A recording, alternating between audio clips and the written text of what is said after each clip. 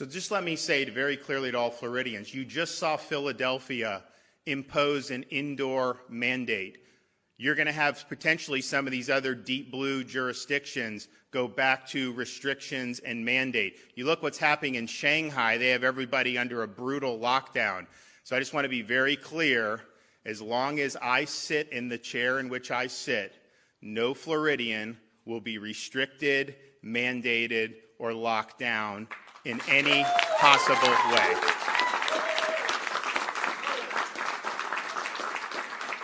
And so when you see some of these folks who want to impose that, and let's just be clear, you look over the last 2 years, there's a cottage industry that was developed of lockdown politicians and media personalities who would either impose or support lockdown policies in their jurisdictions or advocated on their TV shows, criticize Florida mercilessly, and then the first chance they get to get out from under the yoke of those bad policies, you see them in Miami or Palm Beach or all these other places.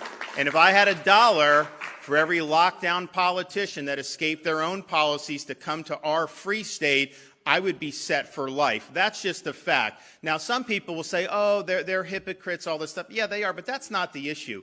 The issue is if they thought their policies really were necessary and these mitigations really were effective, they would be abiding by it. They're not abiding by it because they know it's all about politics and control. So that's why they don't wear the mask. That's why they don't do all this stuff, because they know it is COVID theater. And so we don't have any tolerance for COVID theater in the state of Florida. I can tell you this state would not be booming the way it is if we had COVID theater. People know that this is the free state. They know that they can come here and make their own decisions. They know they're not going to be harassed to show medical papers to go have a hamburger somewhere.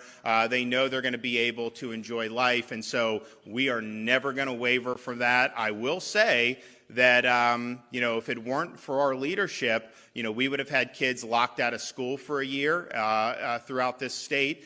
We would have had hundreds of thousands of people tossed out of work. We would have had small businesses and family-owned businesses that would have collapsed. And instead of that, we weren't locking those people down. We were lifting them up. And that was the right thing to do.